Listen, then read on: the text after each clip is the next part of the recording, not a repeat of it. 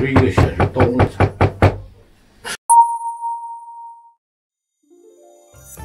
豆腐的形状啊，近似于雀舌的形状，小菱形片，用勺把它慢慢烫。平桥豆腐，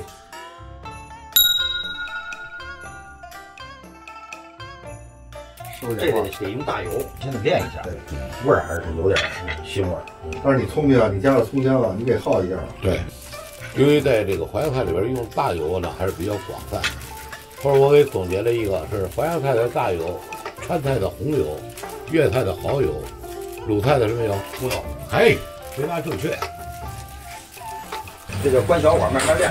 这个配料说一下：蛋皮儿、香菇，用木耳也行，就配个颜色。这是虾干，这是熟的鸡肉，增加点这个鲜香的味道。这点东西啊。这道菜呢，主要的主角还是豆腐，它得是软滑嫩烫咸香，所以呢，只要不影响主体这个味道的原料，咱们都可以用。这上面这层老皮得给它搞掉，有点硬。平椒豆腐呢，主要体现在豆腐的刀工上面，它要切成小的菱形，也叫雀舌片，跟舌头一样。斜刀第一片呢可以不要，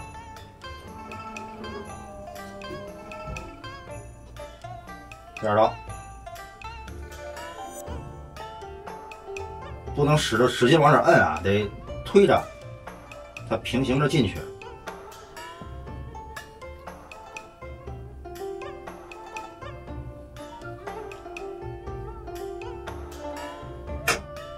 这最后一片就不要了。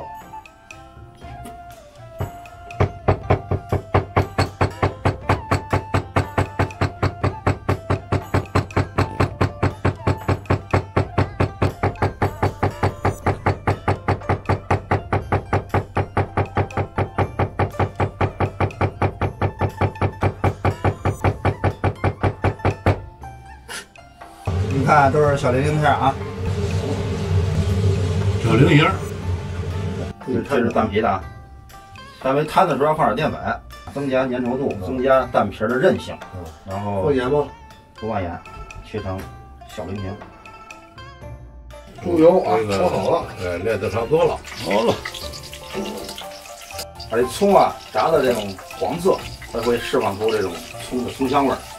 没有炸这个黄色还是不行的。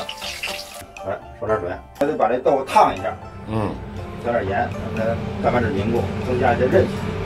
看咱们这个豆腐的形状啊，近似于雀舌的形状，小菱形片，切的还是比较薄。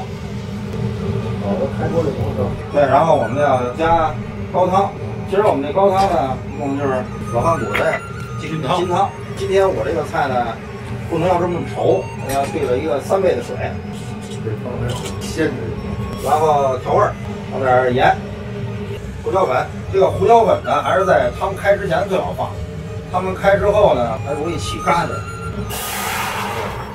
出来了，放在旁边，咱们炝个锅。咱们炼的猪油就用上了啊。好，倒点猪油，然后呢，葱姜下点锅，出香味儿不能糊。然后把汤倒回来，刚才调味儿啊，咱就不用再调了。然后把鸡肉、香菇、海米，对，海米，对，有鸡蛋皮，然后咱们的豆腐，这个豆腐啊，焯水完之后呢，不能干放了，干放它就凝固了，粘一块了。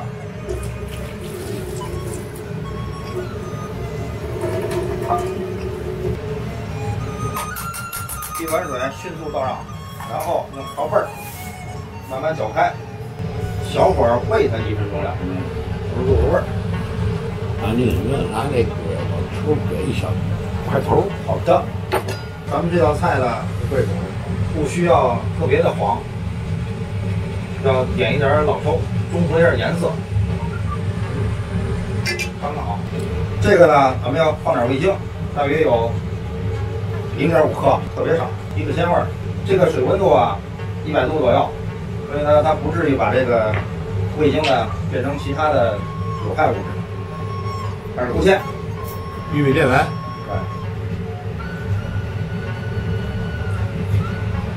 这一定要注意，慢慢勾，用勺把儿慢慢烫，汤劲儿太大了，这个豆就碎了。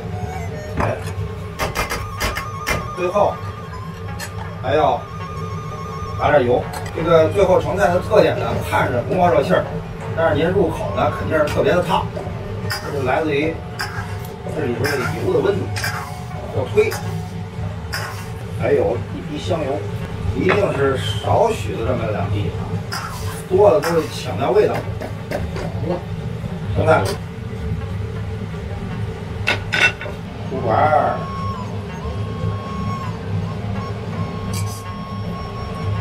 好，平桥豆腐。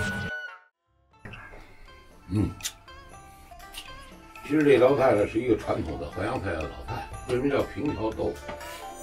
啊，它在淮安地区有个平桥镇。这个菜来自于那儿。按当地传统的要有虾子，现在因为虾子呢不好买，要有虾子更加鲜美。通过刚才的这种烹调的过程，加上好的汤，清淡滑润。你看，看似是一个好像豆腐羹的这么一个烩的菜，但是它呢显示你勾芡的均匀，火候的掌握。你看这个菜呢都在汁芡中间给托付上，而且粘稠适度，非常好。虽说看食材很普通，但是这里边这个从刀工到味道，到色彩到呈现，就是讲究一道菜。今天随波呢，再度把这套老菜给呈现出来。好，谢谢二位。这道菜呢也特别适合老年，也适合我，牙口不好的，牙口不好，小孩儿、老人。